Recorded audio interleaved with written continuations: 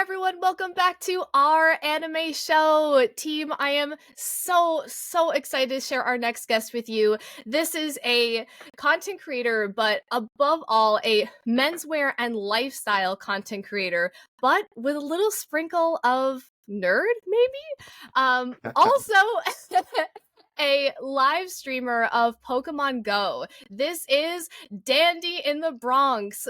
You have a reach of like 43,000 people following you. You have tons of people tuning into your streams every week, or several times a week, even. Myself being one of them, one of your biggest fans, I have to say. And it is such a joy to watch you. It is such a joy to watch your content, which you can find across YouTube, TikTok, Instagram, your website even. You know, you just have such a wide variety of things you do, and I can't wait to get into it and share a little bit about you and your story with our audience. No, that was amazing, by the way. And obviously, we're an anime podcast, so some of the questions might be a little skewed towards some of the content that you do on a pretty regular basis, which I'm really excited to dive into. Which is your Pokemon Go content. Although I have found that you have found some really interesting and creative ways to incorporate all of the work that you do, even while you're playing Pokemon Go, which we'll get to in a little bit. But I want to jump in, Dandy, if you don't mind, with the first question, which is kind of how much of a phenomenon Pokemon Go has become. I think at this point, Pokemon Go is a name many people are aware of, and for good reasons, because they played it, and maybe even for some of the negative reasons during COVID. I don't know if you remember, it was all those people who were like walking into parking lots and people were getting in trouble and crossing freeways to play the game. But it has grown tremendously since it first launched. And obviously, with the following that you have of playing the game, you're literally on the ground playing all the time. Maybe you could put to context for people who are either not regular Pokemon goers or had played at one point in time but haven't been keeping up. Like, how has Pokemon evolved from your perspective since it launched? Yeah, definitely. I'm sure a lot of people, your audience, yourselves included probably, were there in 2016, that summer when Pokemon Go launched, or like I like to call it the last time we had world peace. I think that moment in time, everyone was playing Pokemon Go. People were coming together. Here in the Bronx, the streets, people were outside playing the game. It was insane. And as you know, when the game first came out, it was the first 150 Pokemon at the time. And yeah, since then the game has evolved a lot. Since the game came out, I think with many other people, I was playing it on and off. You know, it was really cool to just, bring your phone out and be like, oh, look, there's some random Pokemon here. Oh my gosh, there's a Charizard here. There's a Snorlax there. Vaporeon, we're going to get Vaporeon. Those moments are etched in my brain forever now, with all the connections and all the memories and all the everything that was happening. And since there, the game has been out for, I think, at least, 7 years, I think, so far. Since 2016, if my math is right. But yeah, the game is still going strong. Pokemon Go, I jumped back into it about 3-ish years ago when the game Pokemon Legends Arceus came out. Now, I was truly a casual Pokemon Go player before it happened, but there was this massive update that really brought me back into the game. There's this service called Pokemon Home. So for the hardcore Pokemon players out there, they may be familiar with Pokemon Bank. Pretty much it was a cloud service that lets you store your Pokemon across many Pokemon games so you can actually transfer Pokemon from older games to newer games. So the new version of that is now called Pokemon Home. So they updated Pokemon Home to include Pokemon Go. So that means you can take the Pokemon that you captured in Pokemon Go and bring them to the mainline series. So if you get a shiny in Pokemon Go, a legendary, whatever, you can transfer it to Pokemon Home and bring it to Scarlet and Violet, Sword and Shield, Legends Arceus, the future game that's coming out eventually, Pokemon ZA, Let's Go Pikachu, Let's Go Eevee. Those games and future Pokemon games are now all interconnected. So when I saw that, I was like, oh my gosh, like these Pokemon are now like real, as opposed to back in the game, it was like a mobile game. Remember, it was a mobile game. It's like, Right. oh, I'm capturing a Pokemon, Right. whatever. But now it's like, if I capture a Pokemon here, for example, VGC, the tournament level Pokemon doubles format, if you needed let's say a Tornadus, right, for a tournament that was coming up, you can find a Pokemon Go player that can potentially trade you their Tornadus from Pokemon Go, bring it to Pokemon Home, and trade it to you for Scarlet and Violet to use in a tournament. So it just became a lot more interconnected, way more real, and including that IRL event. I went to my first ever Pokemon Go in real life event in Las Vegas. It was about, I think, 2 years ago. Actually, yeah, 2 years ago. Pokemon Go Tour Hoenn, which was in Las Vegas, and that was my first ever IRL event. Actually, my first time I ever tried a live stream, and just seeing all the people coming together once again, it felt like 2016 again. Just, on their phones, walking around in circles, capturing Pokemon, getting to the gyms, teaming up together. And then I learned that they do these like a couple of times a year. The next in real life events coming up, a big one in Pasadena, California in February at the Rose Bowl. So the Pokemon company, Niantic, they booked the entire Rose Bowl arena and the surrounding, the golf area, everything for Pokemon Go. So I was there last year for the same event, and just playing Pokemon Go in the stadium, walking around, capturing Pokemon, all these activations, other Pokemon Go content creators. So all these things plus all the in real life events, it just makes it like you're a real life Pokemon trainer. It's the dream. You can finally be the very best in real life. That is a lot to unpack, actually. Honestly. I didn't know a lot of what you just said. That's fascinating. And obviously, I mean, not obviously, that's actually not obvious at all, but I played a lot of the games growing up. I just have to ask a super quick question. You talked about the fact that there are people who can trade Pokemon that they catch in Pokemon Go, and they can trade them with people who need them. How does that typically go down when you're negotiating with someone? Is there ever money involved? Is like, is there a secret little mini economy out there? Okay, look, obviously that's black market Pokemon Team Rocket. Right. Are you talking like Team Rocket stuff now? Like, hey, look, so I don't subscribe to the ideology, Giovanni. All right, so I'm not a part of this, man. But of course, look, I'm sure there's some black market eBay, Mewtwo somewhere out there, but typically in Pokemon Go, there's a mechanic called Lucky Friends, and basically you can become friends with trainers in Pokemon Go, and if you play together for a certain amount of time, you can get a chance of becoming lucky friends, and if you do, when you trade with each other, Pokemon will become lucky. They'll have this like cool little gold aura around it, and they'll have a better chance of having good stats, good IVs for my Pokemon enthusiasts out there. So usually when those trades happen, they usually do like a mirror trade of like, you give me your Charizard, and I'll give you my Charizard, and hopefully it'll be a perfect Charizard, because in Pokemon Go, when you trade, and specifically in Pokemon Go, their IVs, their stats are randomized to prevent people from selling Pokemon. There's all these little things that they added, so you can't be like, I have a perfect Charizard, I'm going to go eBay it or something. So every time you trade, it's randomized. Okay. And when you trade a Pokemon, you can't trade it again in Pokemon Go. However, you can take a Pokemon from Pokemon Go to Pokemon Home, as I mentioned before, and then trade it away that way. But for a lot of trainers, the idea is having the perfect in Pokemon Go rather than having it in the mainline series. It's not as valuable as having the perfect Charizard in Scarlet and Violet versus having the perfect Charizard in Pokemon Go. But in terms of trades, it usually is very fair, unless someone's like giving away Pokemon. Like I've been in situations, they're like, hey, yo, you want my shiny Ho-Oh? Take it. I have a bunch of them. You're amazing. Wow. It's cool. Or it'll be like our strategic trade. It'll be like, all right, I have a shiny Mewtwo. You have a shiny Mewtwo.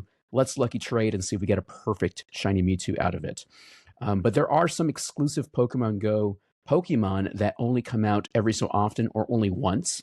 For example, right before I stopped playing Pokemon Go, there was a special armored Mewtwo that was available.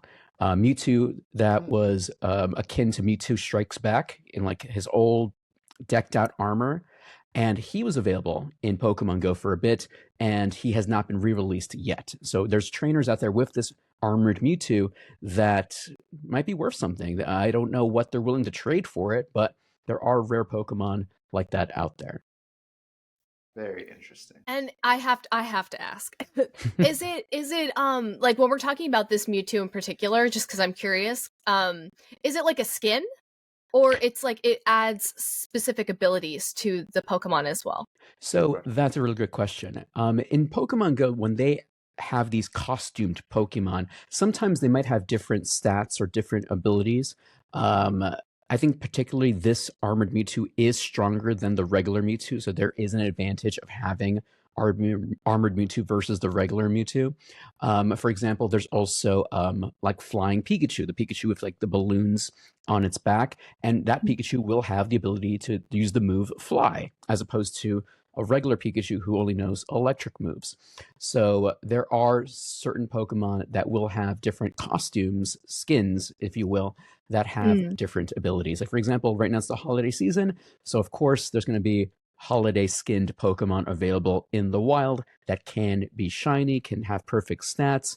Some of those skinned ones you can't bring to the mainline game because they don't exist in the mainline game. They're pretty much just Pokemon Go exclusives. But of course, it's all about collecting and catching everything possible. Fascinating. You know, we met in real life, and I think we've even alluded to this in one of our earlier recordings, that in anticipation of this conversation, that the three of us actually met at an anime musical event in New York City. And you know, whether we all believe that TikTok can listen to us when we're having a conversation or not, I'm not really sure one way or the other.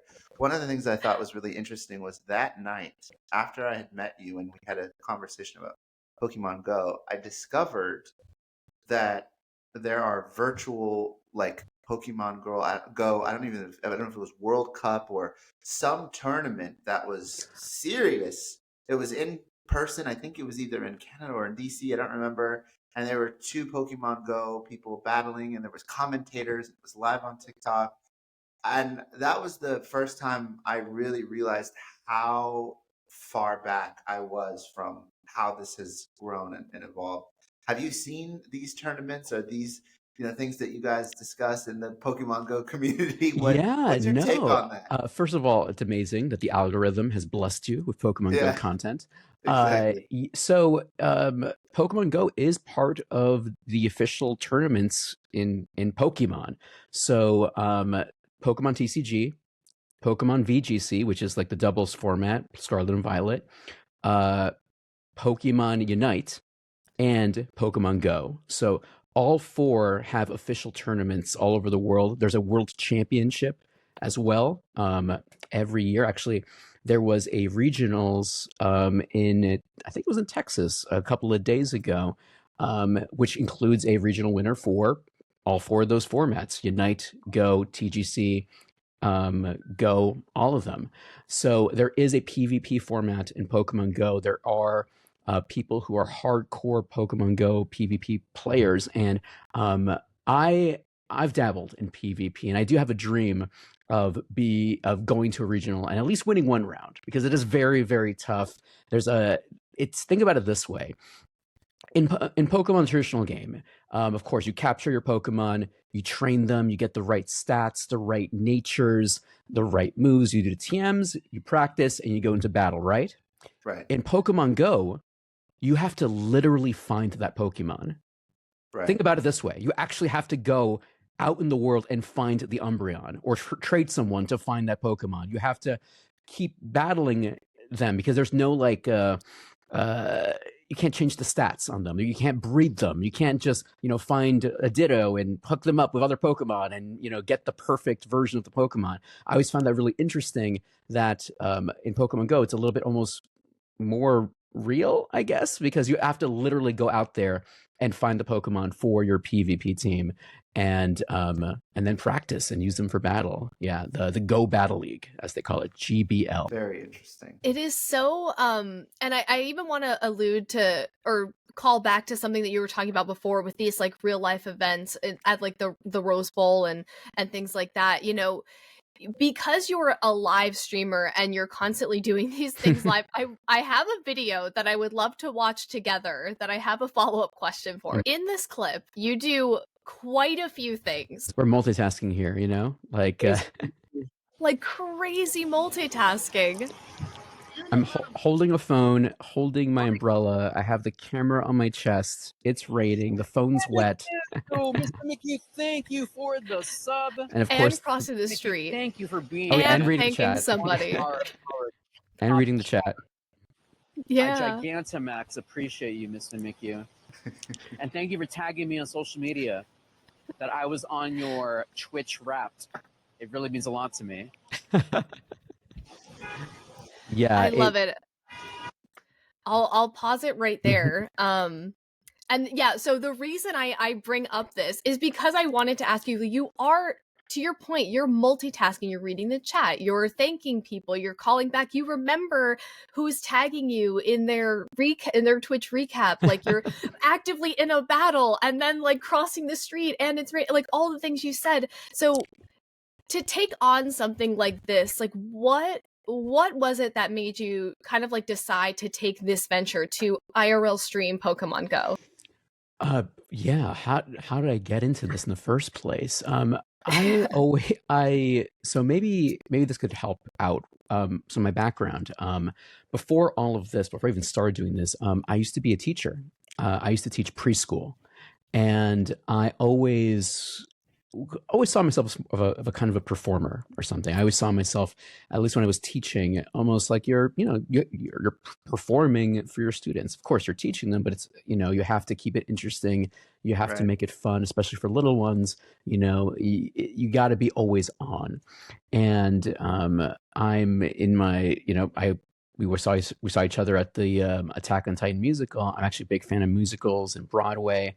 I'm not going to say I'm a good singer or dancer or anything like that, but I always love watching that. So I feel that being able to do Twitch and YouTube live stream is an extension of that. It lets me be a performer of some kind. And being able to just act and be a character and, make people smile, make people happy, and bring joy to someone's day. And plus I get to play a game that I love and talk about a franchise that I love. So I think it's a perfect combination to do things that I already love and pay the bills at the same time. Which is really impressive, right? And that's something that I obviously want to talk about with you. And you are, of the most popular, streamers in the Pokemon Go category. There are not very many people who have a larger following and such a strong community of people who are committed to watching you walk up and down the street and play this. And I think one of the things that's obviously very interesting about what you do, and even this clip that Ali just showed, is like you're playing in Manhattan, which is in and of itself a very stimulating, chaotic, crazy place to be, and you're adding this other element on top of it. You just talked about being a preschool teacher, which I think is fascinating. Did that prepare you for that? Where I don't know, you had to like keep your eyes on all the kids at the same time and still like get things done? Like how do you do that? That's not easy. Yeah, right. You don't want to lose a kid somewhere. So you're always having your eyes and ears open everywhere. You'll stay vigilant, be aware of your surroundings. Right. But yeah, I don't regret my time being a teacher. I still, maybe in a future life I might revisit being a teacher again. But at this moment in time, this is what I'm feeling very passionate about. Yeah. And by the way, that's the ultimate dream of every content creator. You've been able to accomplish something that people strive for on a regular basis. What was that journey like for you? And I mean, yeah, because people are going to want to know this, right? Yeah, no, definitely. It's so as I mentioned before, I used to be a preschool teacher. I have my bachelor's in early childhood education. I have my master's in literacy education. So the plan was to be a teacher. That was going to be my goal, be a teacher, be in there for the long haul, retire, all that jazz. And at my school, I taught in Queens, in Corona. And at the school I worked at, my students there, they wore uniforms. So I Mm, felt as a Latino male teacher, I felt I should dress up. They don't see a lot of people like themselves dressing up. So I felt I want to look, especially as a male teacher, I want to make myself look. Let's look fancy. Let's look dapper. Let's right. look dandy. Then I started to learn how to dress myself. I went on social media. I went on, I remember I was on Tumblr, like searching for like how to dress myself, and I just started posting about it on Instagram, and people started following me. I remember um, the first time a brand DM'd me, and they were like, "Oh, hey, we love your account. Can we send you a free tie?" And I was like, "Yo, yeah, of course I'll have a free tie. Let's go." But I didn't know that was like a thing. Mm, Like they didn't send that tie because they liked me. They sent that tie because they saw an opportunity. Marketing. I've realized something. I'm a walking billboard now. I can wear things and people will see what I'm wearing and they might be influenced to buy that. right. Influencer marketing. So I decided to take a break from teaching. I took a summer off. I took some classes in digital marketing just to learn more about what goes behind the scenes. I learned about, you know, uh, Facebook, Google, AdWords, search engine, all that crazy stuff. And then I was like, all right, let me try this because I had a lot of fun making content, dressing up, and these brands were reaching out. Like I was getting a lot of free clothing from this, but I wanted to make money now. I wanted to see how to get paid for this because clearly there's people doing this who are making money. Right. I want that Yeah. too. So initially, my first dream was to be, oh man, I want to do social media marketing for like a really cool brand. So I decided to like basically start my life over. I interned at a bunch of places. I interned like at a fashion startup. I did all these little odd jobs for random companies, small businesses that are nearby. And then my first like job post being a teacher, I was a social media influencer marketer for a food subscription box service. And Mm, I helped them build their social media presence. I helped them connect them with influencers, which in turn helped me learn how to be an influencer myself. So when I mm, was having all these influencers reach out to me to be like, "Oh, hey, we love your box. Can we get a free box to make content with?" I was learning what they were doing and the negotiating. Like, oh, they're asking for money? Like, oh, that means I should ask for money? How much is this worth? What are we getting from it? How can we find value in this content? Because it's not just about getting free product and selling product, but as the company side, how are they making money from the influencer's content? How do you turn that influencer's post, video, whatever, into money for them? So I had to learn about that balance, that ROI, that return on investment. And then as I learned more about that, I was using all that stuff into my own accounts. So when brands reached out to me, like wanting to send me products, I'd be like, oh, cool. What's the budget?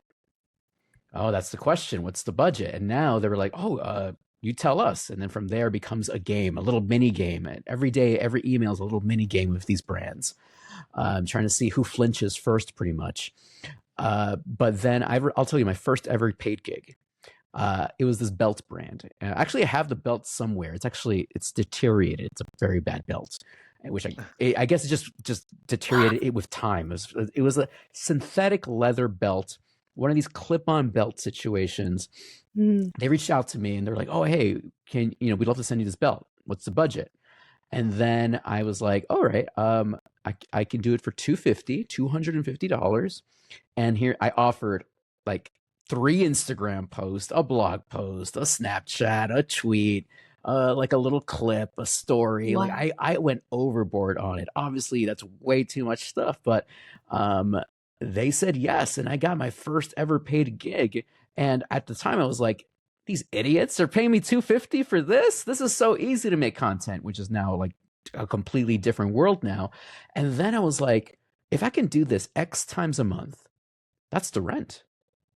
Like if I can get this many gigs a month, do something like this every month, then I don't have to do a traditional job. I could just make content all the time.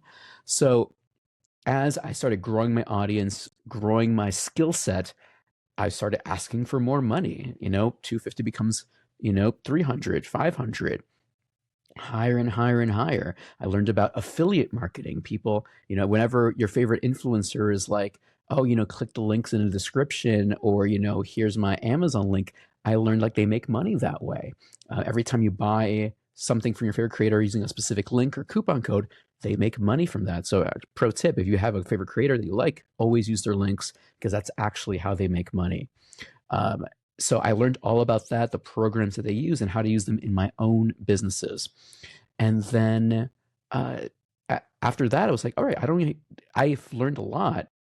Let me leave this job and just be Dandy in the Bronx full time. And I think I've been Dandy in the Bronx full time technically maybe like 5 years ago. I think I've been technically full time. I left my job around 2014. And then I was in other social media jobs in between that, and then maybe like 5 or 6 years ago. I need to really make a timeline about this. I have no idea. Yeah, the Dandy lore. I had to figure out, and then I was able to quit that job and just do this completely full time. There's a lot of fear wrapped around making a decision like this. I think people never really quite know when is the right time, and there's all these expectations from society around what society thinks is the right time and so forth, right? So maybe you could speak to that a little bit. What gave you that confidence to make the jump that many people would be really scared to take?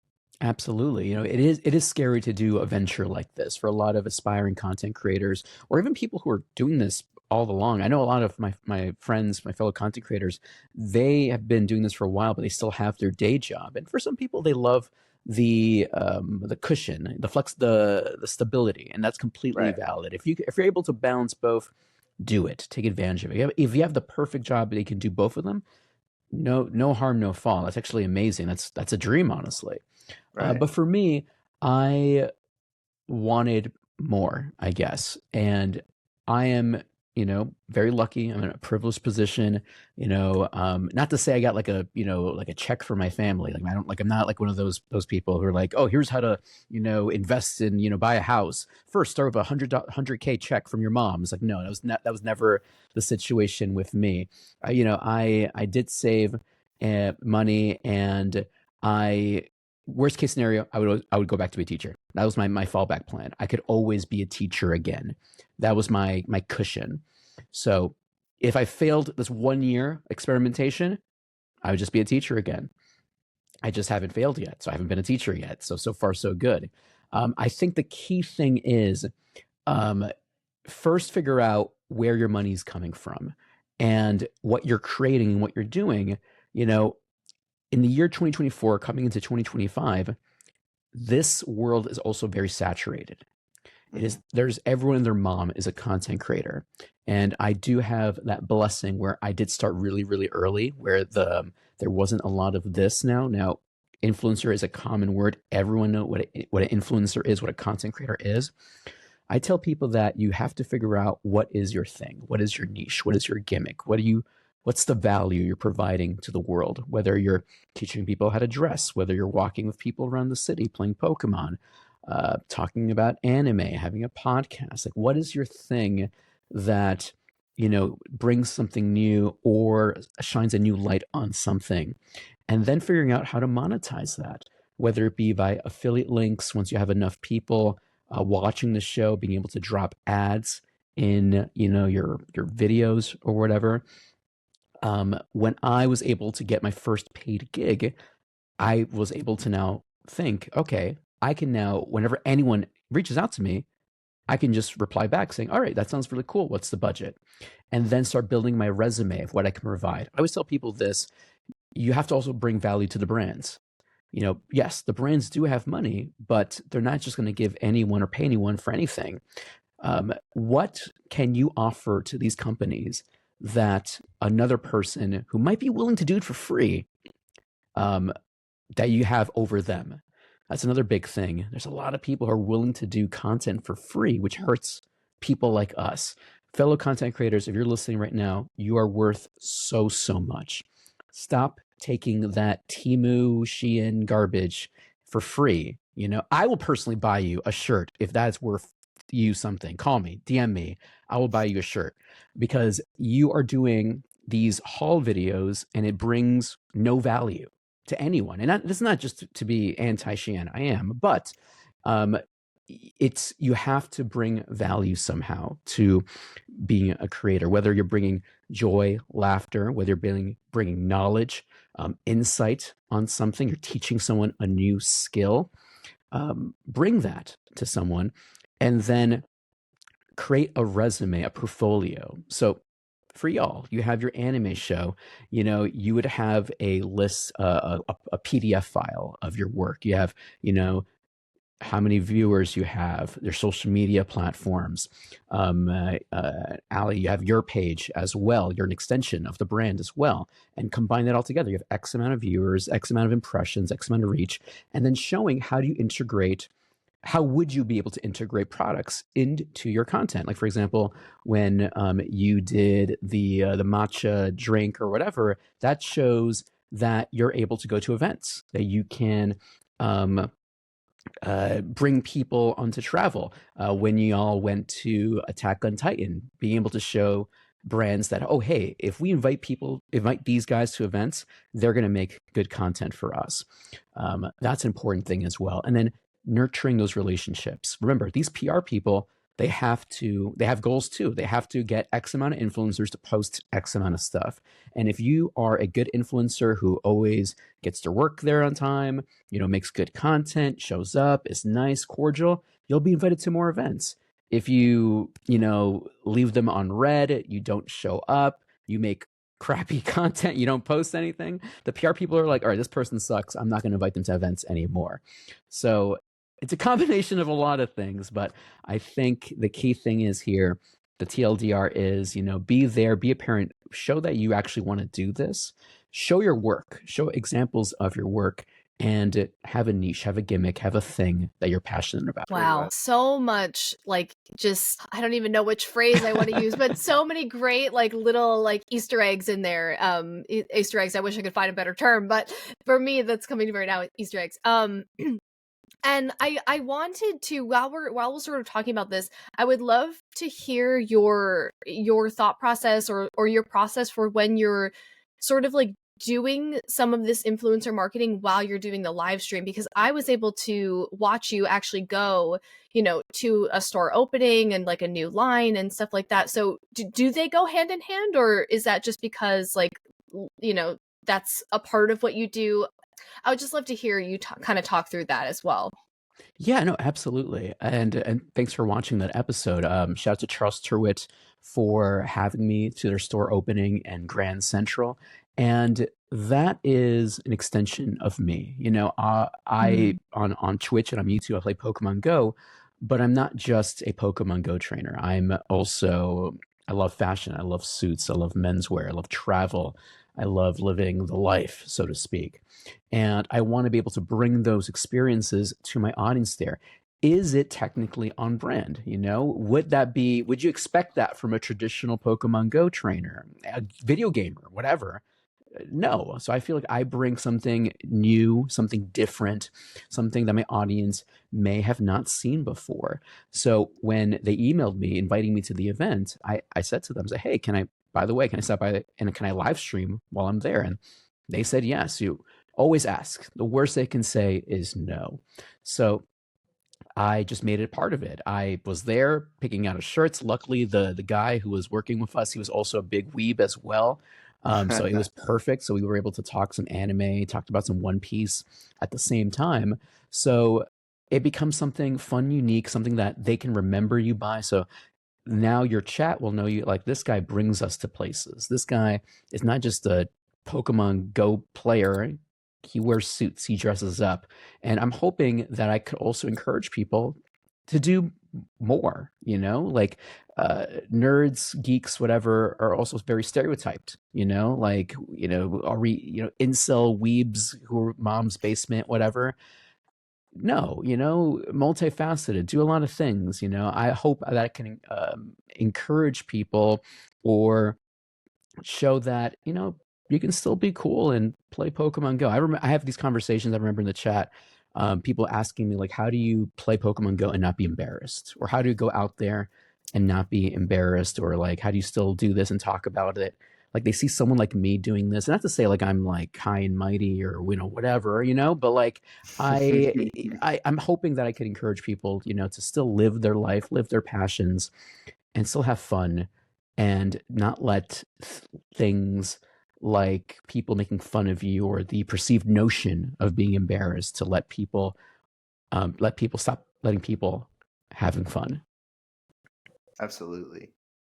And I think, it's really enjoyable to watch you because it's so evident that you are having fun as you play. And I, as somebody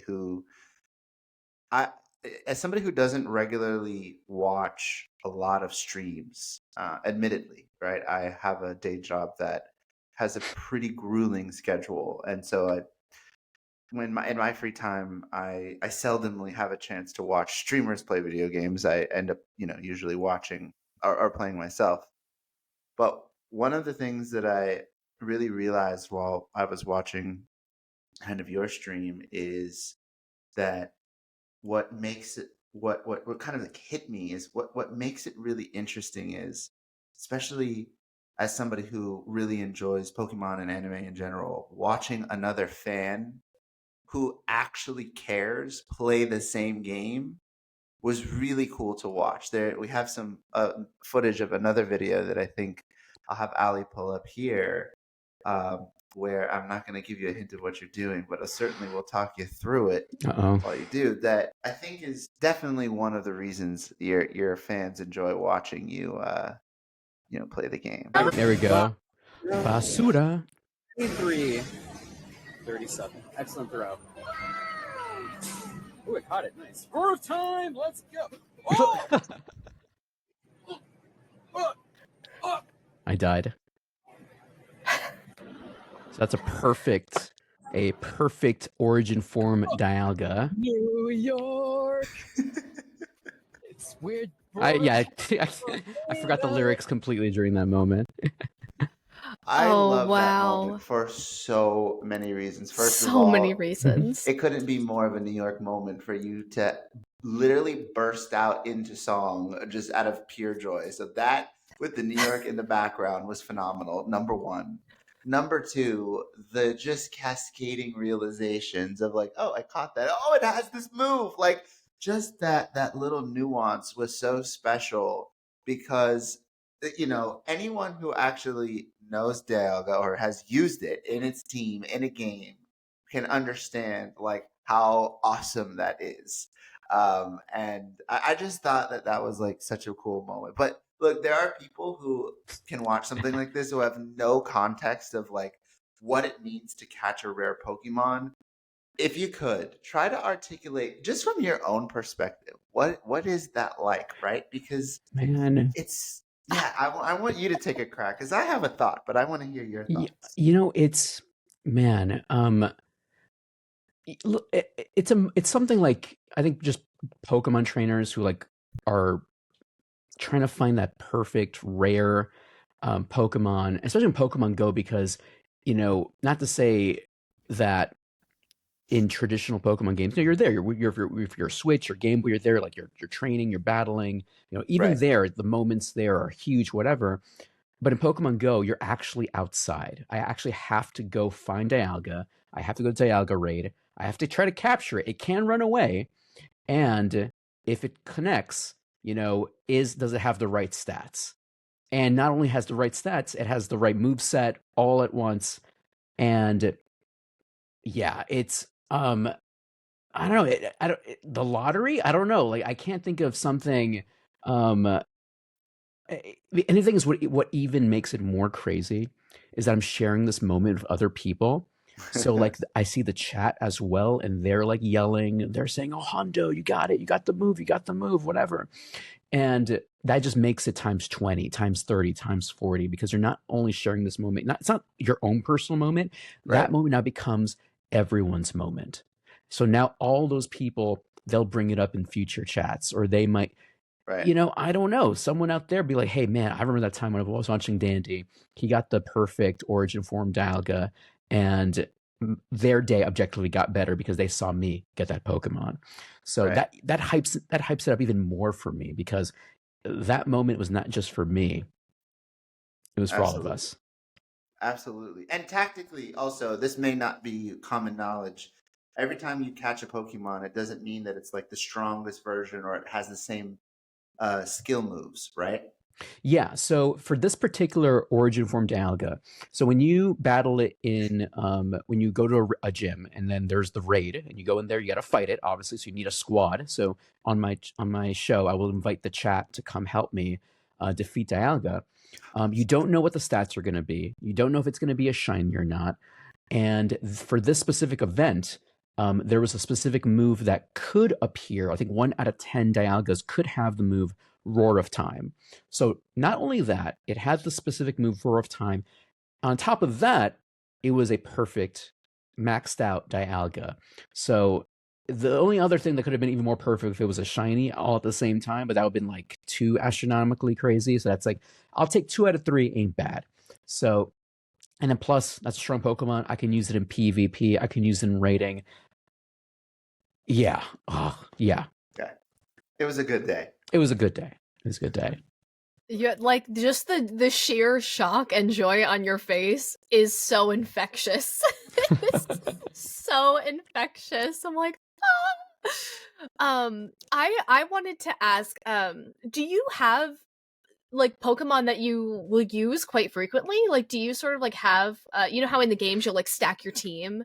I know in Yeah. Pokemon Go it's a little, is it a little different? I haven't done. So Like- no, it's very, very similar. Like, of course you can have your favorites and use them in battle, but I try to be efficient, you know? So if I know, like, for example, if we're gonna go up to Dialga is a dragon steel type Pokemon.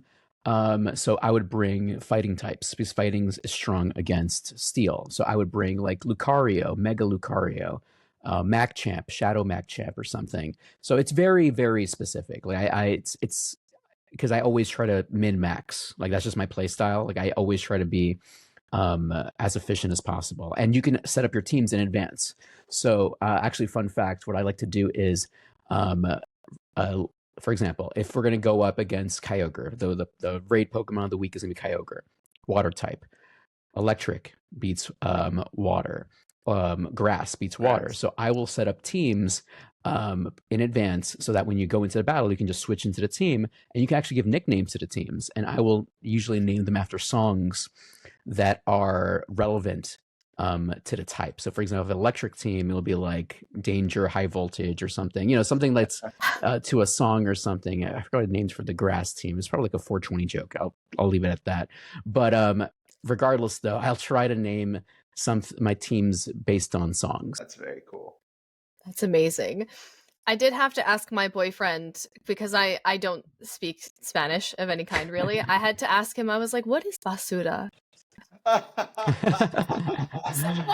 you say it a lot. You say basura a Where lot. did that come from? Yeah, you'll have Yeah. to. You know, fill us so in. it became like a catchphrase, because every time I would get like when I would capture a Pokemon and it had like really bad stats, I would just say, oh, it's basura, which is Spanish for garbage, trash. Right. So it just became like a thing I would always say, like, oh man, we just, like, if, for example, if that Dialga didn't have the move, it didn't have the stats, that's what I thought initially. I would say, oh, this is basura. This is gonna be a bad Dialga. And then it just became a thing where my chat would be saying it with me. And then eventually we introduced the emote. So that is the emote that you saw at the beginning on my stream. That is so funny. I feel like if I played Pokemon Go with you, I'd probably catch a shiny Magikarp, and that would be basura. Honestly, you say that as a negative. That would be amazing, actually. I feel like when I bring new people to play the game, they get shinies around me. So no, shiny Magikarp, amazing, 10 out of 10. I would love that for you. I think in one of your clips, you were even, it might have been one of the ones we watched, but you're giving advice, and you're saying like, oh yeah, just make it your buddy, and then you'll get a Magikarp or something. I'm like, yeah, that's exactly it. There's so many ins and outs of this game, and we had another clip, but I'll more so just ask the question, because I'm curious if you keep track of this. Like, how many steps are you getting in a week? Yeah. Like, on average, how much are you walking? So that's a really cool thing. So Pokemon Go, Niantic, they're really pushing. They want people to go outside. They want people to walk. They have all these features where that, like to evolve certain Pokemon, you have to actually walk amounts of distances Hmm. for the evolution to happen. And there's also like a new route system that they added in Pokemon Go where trainers can input their own scenic paths or routes in the game. So, for example, if I know a really cool route from like, let's pretend from 86th Street that takes you to like the museums, I can make that route in Pokemon Go, and other trainers can take the same route that I put in the game so they can see whatever I'm trying to show off. And when you go those routes, you get extra items along the way, extra encounters. And currently, it's the only way to transform the Pokemon Zygarde right now. So you have to use the route system to get Zygarde. Um, at the end of every week, it tells you how many kilometers you've walked, and usually I have around, if on a normal, like if I'm playing on my normal thing, maybe like 150 kilometers a week. I don't know how much that in, the thing in Pokemon Go, it doesn't use miles, so I've lost all sense of like miles and stuff like that. Yeah. So 150 kilometers. I walk at least 20K steps when I'm streaming, maybe a little bit more. But yeah, like at least every day, 30K steps, I think. Yeah. And do you Monday through Friday you walk and stream, or how many days a So week? I stream technically 3 times a week, and maybe Okay. extras if there's a special events going on. Hmm. And then when I stream, I'm usually streaming for about 4 to 5 hours, depending. So within those 4 to 5 hours, I usually get, you know, 10, 20K, 30K steps, depending. Yeah, Healthier than it's my job, wild. where I'm just sitting in a chair all day for sure. You can get yourself like a little treadmill or like a little bicycle thing underneath the Right. desk. I've seen that before. I have tried some of those in the past. At this point, I might as well just get a standing desk, which I've never actually had. Hmm. Something to aspire towards for sure. Well, I see us coming close to our time, so I wanted to just make sure, Dandy, that if you have anything, like coming up that our audience should know about, I wanted to just kind of like give you the floor and speak to like our community, hopefully your community, if they watch this and get to know a little bit extra about you. I just wanted to give you the floor and like let us know some of the things that are coming up for you. Yeah, definitely. First of all, thank y'all for letting me be a part of your show. It's been amazing. Yeah, I go by Dandy in the Bronx. You can find me on Twitch, YouTube, Instagram, Threads, Blue Sky. Everything is Dandy in the Bronx, like fine and dandy. And my show is simulcast on Twitch and on YouTube Monday, Wednesday, Friday, starting around 1 p.m. It is, by the time y'all are watching this, probably be the holiday season, so my schedule is going to be kind of wonky. I'm probably going to take a little break, and I might have like random late night streams. I'm not sure at the moment.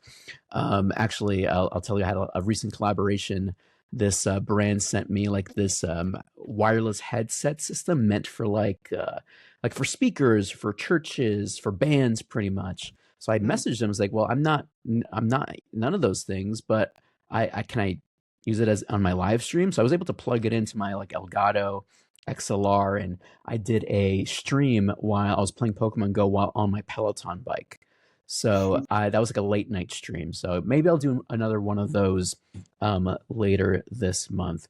But yeah, we play Pokemon Go. We walk around New York City. I show off my city. If you want to see the city, get some ASMR of New York, perfect time to do that. If you want to see how New York City looks like, and you have any questions about New York, I love when people come into the chat rather, and they're like, "Oh, is it safe out there? Is it dangerous?" I'm like, "No, don't worry. It's fine. If I'm here and I'm still standing, you're good. You're good."